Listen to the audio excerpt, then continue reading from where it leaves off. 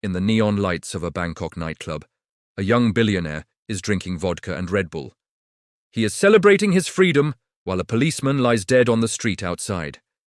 This is Vorayuth Yoovidhya, the heir to the Red Bull empire known as the Boss. He is the grandson of the man who created the most famous energy drink on earth. But this story is not about giving you wings. It is about how money buys immunity. It is about a dynasty that rose from the rice fields of Thailand to own Formula One teams. And it is about a dark secret that threatens to destroy the legacy of the brand. Welcome to the blood-soaked history of the family behind the two silver bulls. To understand the heir, we must first look at the creator, Chaleo Yoovidhya. Chaleo was not born rich. He was a poor duck farmer in rural Thailand.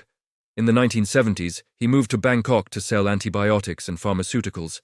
He noticed that truck drivers and laborers were exhausted from working long shifts.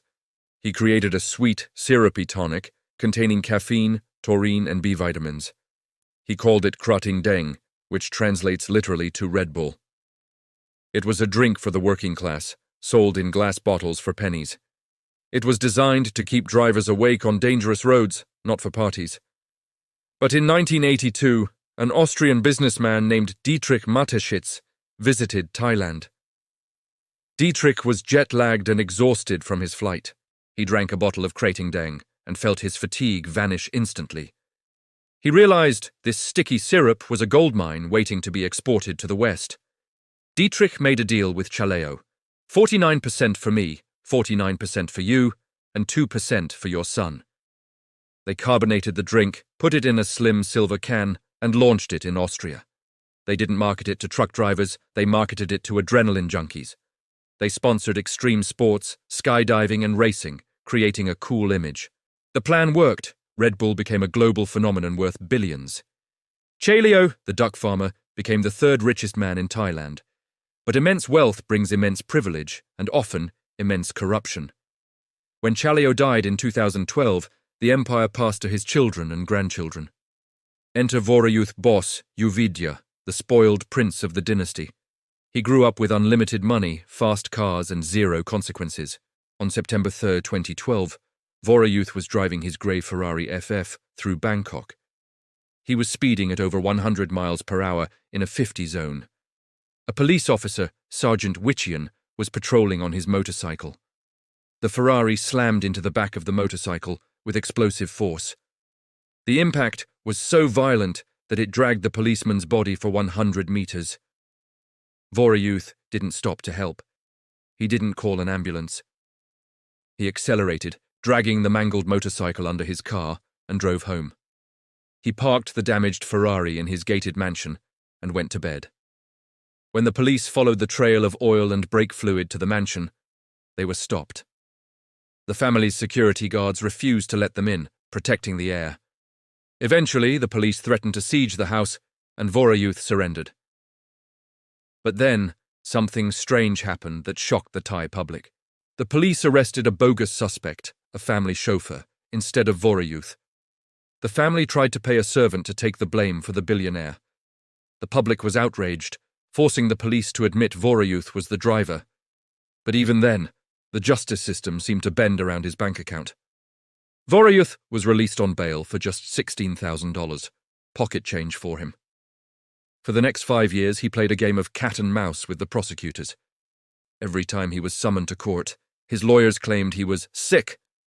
They said he had the flu, or he was on a business trip, or he was mentally stressed. But while he was sick, Instagram showed a very different reality. He was skiing in Japan, partying in London, and watching Red Bull racing in Monaco. He was living the life of a playboy, completely ignoring the warrant for his arrest.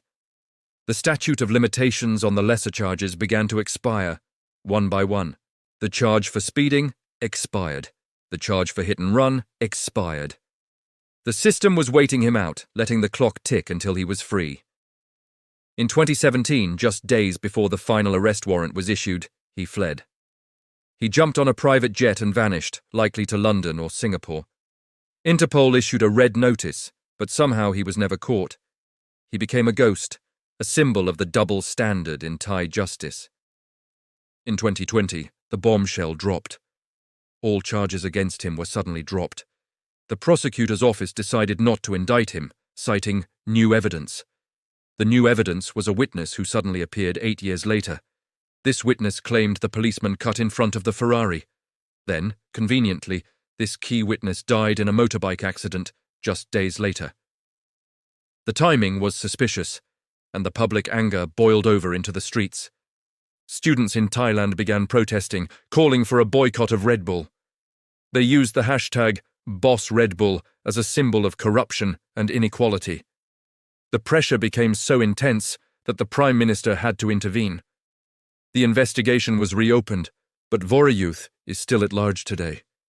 He is likely sipping champagne on a yacht somewhere, untouchable. This scandal revealed the dark side of the Red Bull family legacy.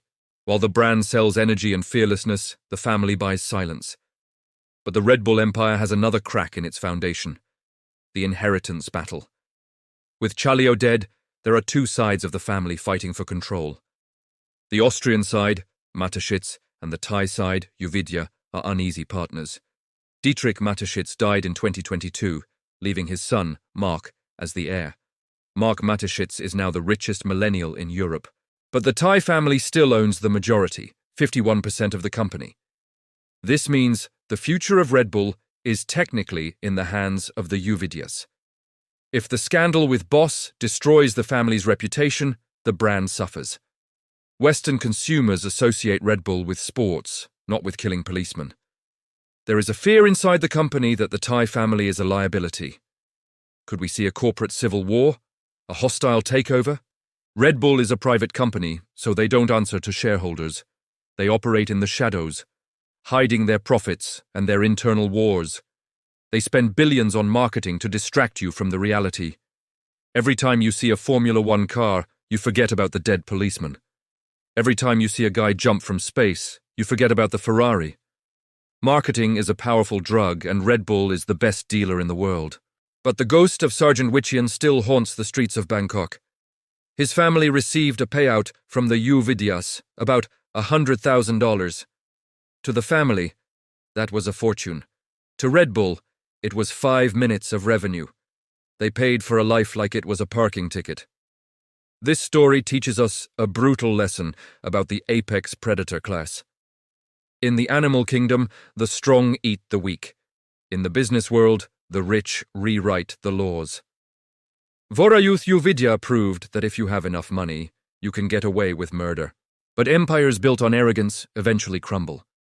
The public is waking up, the boycott is growing, the brand is tarnished. Red Bull gives you wings, but it cannot help you fly away from your karma. Eventually, the boss will have to face the music, or the music will stop. And when it stops, not even a private jet will be fast enough. If you think this family is dangerous, wait until you see the fashion industry. There is a family in Italy that killed their own CEO on the steps of his office. A wife who hired a hitman to kill her husband for the Gucci empire. Click here to watch the true story of the House of Gucci. It makes the Red Bull story look like a traffic violation.